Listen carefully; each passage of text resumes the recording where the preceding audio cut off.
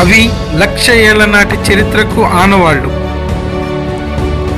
ఇక్కడ ఒక్కో అడుగు ఒక్కో రహస్యం, ఒక్కో గుహ ఒక్కో అద్భుతం.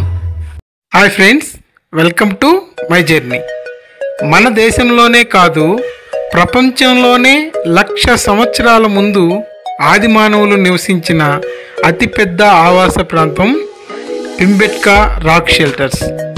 చరిత్ర పూర్వయుగ కాలానికి చెందిన ఈ విశిష్ట ప్రాంతం మధ్యప్రదేశ్ రాష్ట్రంలోని భోపాల్ నగరానికి దక్షిణంగా 45 కిలోమీటర్ల దూరంలో వింధ్య పర్వతాలకు దక్షిణపు అంచున ఉన్నది.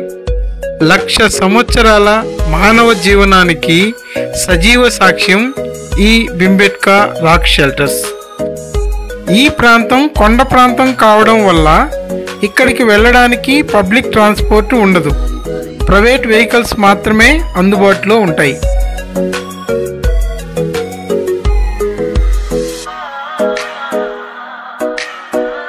మానవుని జీవితంలో సురక్షిత నివాసం అనేది ప్రాథమిక అవసరాలలో ఒకటి. ఆది మానవులు వేటాడే దశ నుండి సురక్షిత నివాసం ఏర్పరచుకునే దశ మొదలైంది ఇక్కడే.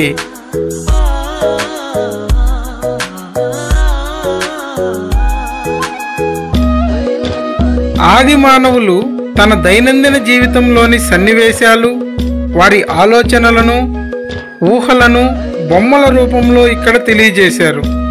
ఇక్కడ మొత్తం 570 గుహలు ఉన్నాయట. కానీ కేవలం 16 గుహలను మాత్రమే సందర్శించే వీలు కల్పించారు. కొంతమంది వీటిని గ్రహాంతర వాసుల నివాసం అంటారు. మరికొందరు వాటిని ప్రాచీన శిలాయుగం నాటి గుహలుగా పిలుచుకుంటారు.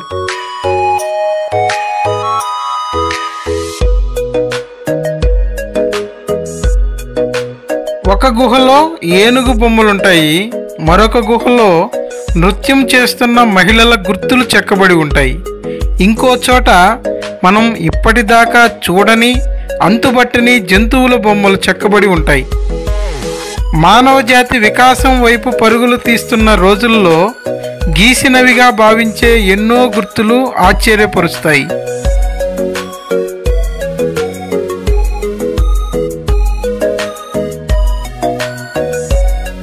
ఇక్కడ కనిపించే బొమ్మలలో రంగులు వినియోగించడం ఇంకా ఆశ్చర్యపరిచే అంశం. కొన్ని చోట్ల ఎరుపు రంగు, కొన్ని చోట్ల పసుపు రంగు వినియోగించడం చాలా స్పష్టంగా గమనించవచ్చు. అంటే ఆది మానవులకు రంగుల గురించి అవగాహన ఉందా? వారు రంగులు వినియోగించారా అంటే అవును అంటున్నారు చరిత్రకారులు. చరిత్రకారులు చెప్పేదాన్ని బట్టి ఇవి 10,000 సంవత్సరాల ముందు ఆది మానవులు గీసిన చిత్రాలే అని అర్థమవుతుంది.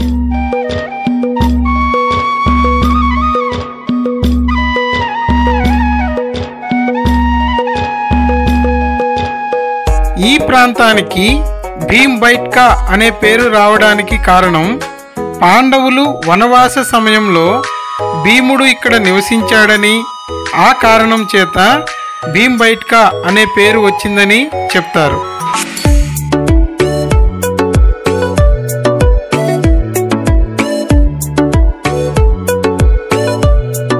ఇంతటి విశిష్ట చరిత్ర కలిగిన ఈ ప్రాంతాన్ని యునెస్కో వారు గుర్తించి 2003లో ప్రపంచ వారసత్వ ప్రదేశాల జాబితాలో చేర్చడం జరిగింది. మీరు ఎప్పుడైనా భోపాల్ వెళ్ళినట్లయితే తప్పకుండా ఈ ప్రాంతాన్ని సందర్శించండి. భారతదేశ విశిష్టతను అందరికీ తెలియజేయండి. మరొక మంచి ప్రదేశంలో కలుద్దాం. Thank you.